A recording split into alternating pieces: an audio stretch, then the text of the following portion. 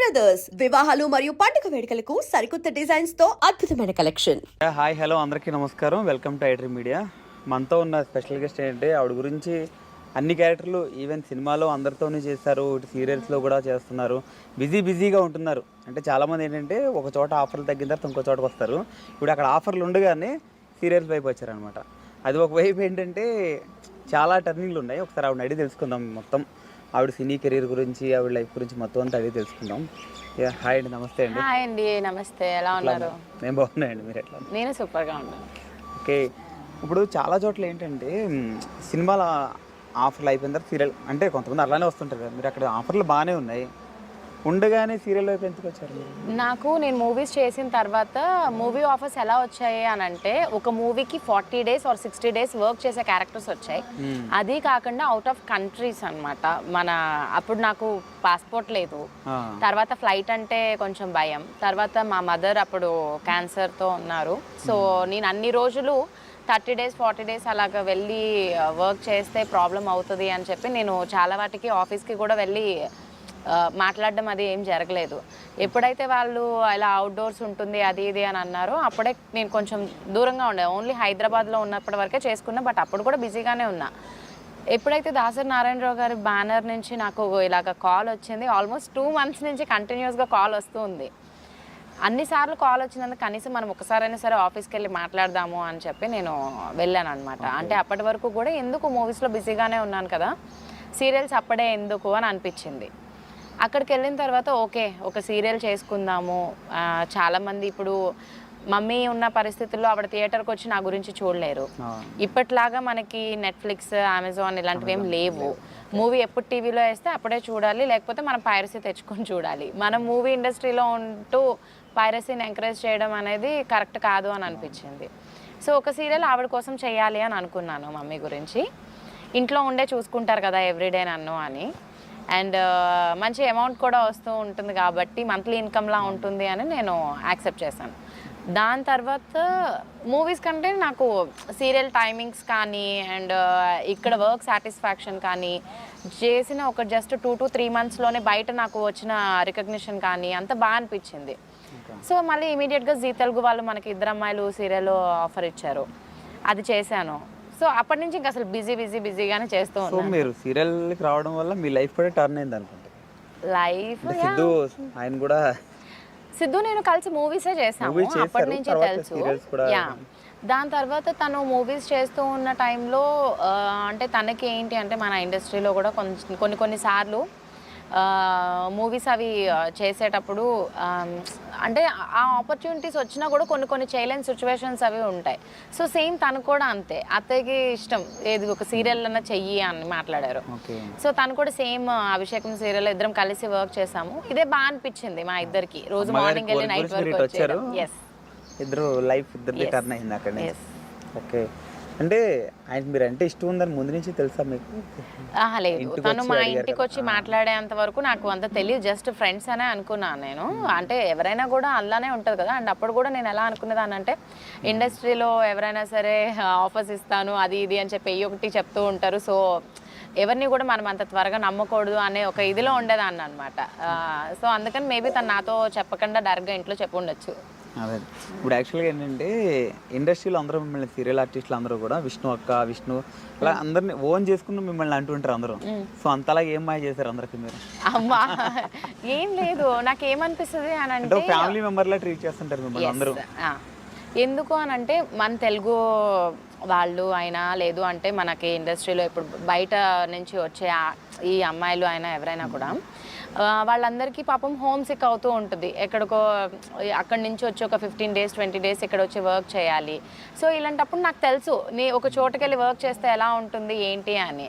So అందుకని కొంచెం అందరితో నేను నార్మల్గా ఎలా ఉన్నారు, ఏమైనా తినాలనిపిస్తుందా, ఓకే నాకు ఇది వచ్చి వండటం, నేను ఇది చేసి తీసుకొస్తాను, సో అలా ఉండిపోతుంది. అండ్ ఇంకొకటి ఏంటి అని అంటే, ఎప్పుడైనా ఏదైనా ఒక క్యారెక్టర్ తను బాగా చేస్తే డెఫినెట్గా మనమే వెళ్ళి మాట్లాడి బాగా చేసావు అని చెప్తే వాళ్ళు బాగా హ్యాపీ ఫీల్ అవుతారు.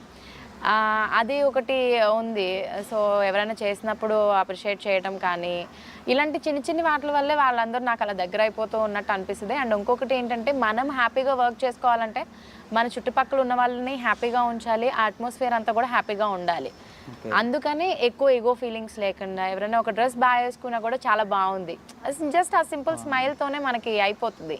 సో మేబీ అదే అనుకుంటా. అండ్ బై గాడ్స్ గ్రేస్ అందరూ అలా ఇష్టపడుతున్నారు ఇప్పటి వరకు. లక్కీలీ ఎవరితో ఎలాంటి విరోధం ఏం రాలేదు, సో రాకూడదు కూడా.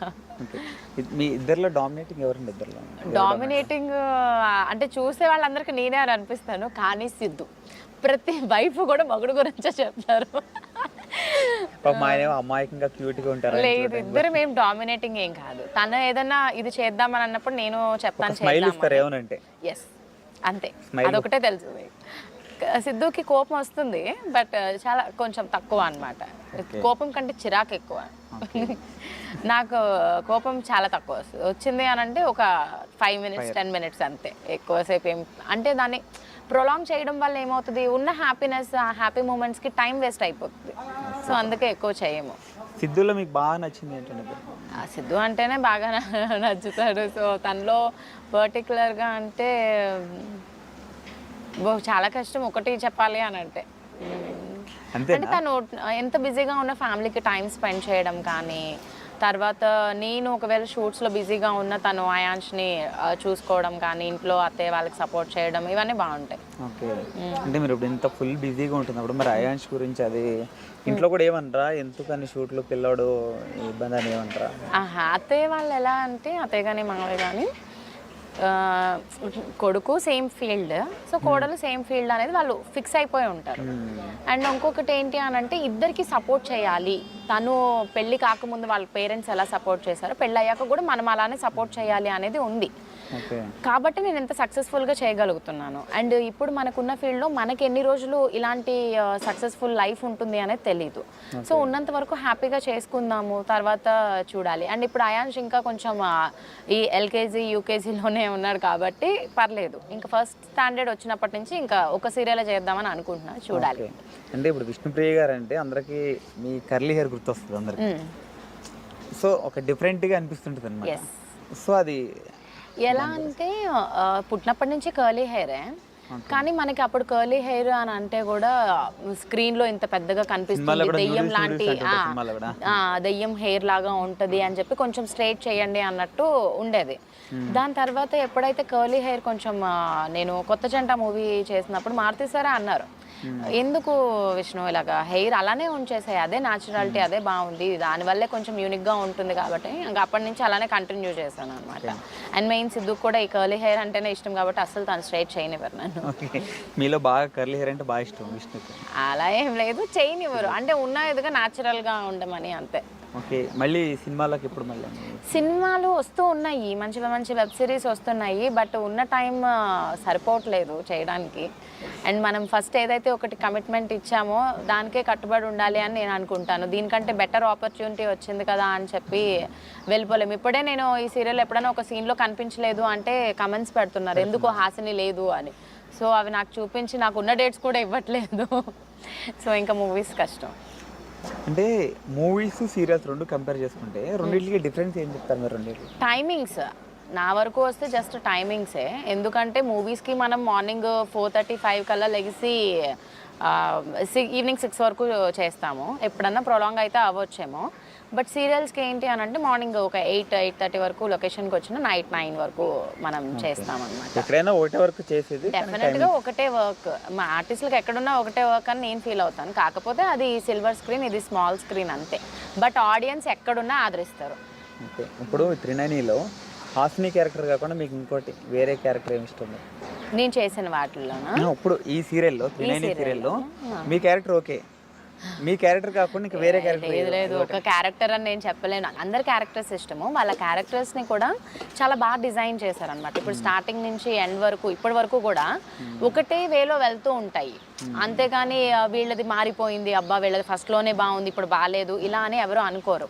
విశాల్ నైని వాళ్ళిద్దరి మధ్యన ఒక వైఫ్ అండ్ హస్బెండ్ మధ్యన ఉండాల్సిన బాండ్ని బాగా చూపిస్తారు. అండ్ మా అత్తయ్య క్యారెక్టర్ తిలోత్తమ గారు అండ్ మా హస్బెండ్ వల్లభ, వీళ్ళందరివి కొంచెం కామెడీ, అంటే విలన్స్ అంటే మరీ చంపేసి క్రూరంగా ఉండేటట్టు కాదు, దాంట్లో కూడా నార్మల్ ఉండడం అండ్ విక్రాంత్ సుమన కానీ దురంధర గారు ఆవిడకి అంత హైట్కి ఇంత చిన్న ఆయన్ని తీసుకొని రావడం అండ్ ఇప్పుడు ఈ నమ్మక్క వీళ్ళు అందరివి బాగుంటాయి each and every character. But పర్సనల్గా అందరికీ నా క్యారెక్టర్ అంటే ఇష్టం, నాకు అందరూ ఇష్టం. ఓకే, ఇప్పుడు ఫస్ట్ ఆఫ్ ఆల్ ఏంటంటే ఇద్దరు ఎవరి సీరియల్ వాళ్ళు చేస్తున్నారు, మీరిద్దరు ఇప్పుడు ఇద్దరిని కలిపి ఫ్యామిలీ నెంబర్ వన్ షోలో ఎట్లా చేయాలని ఐడియా మీకు చెప్పినప్పుడు ఎట్లా ఫీల్ అయ్యారు మీరు? మేబీ నాకు తెలిసి వాళ్ళందరినీ చూస్తూ ఉన్న టైంలో అయాన్ష్ కొంచెం మా యూట్యూబ్లో వీటిల్లో మాట్లాడడం కానీ ఇన్స్టాగ్రామ్స్లో కానీ వీటిలో చాలామంది అయాన్ష్ గురించి అడుగుతూ ఉంటారు.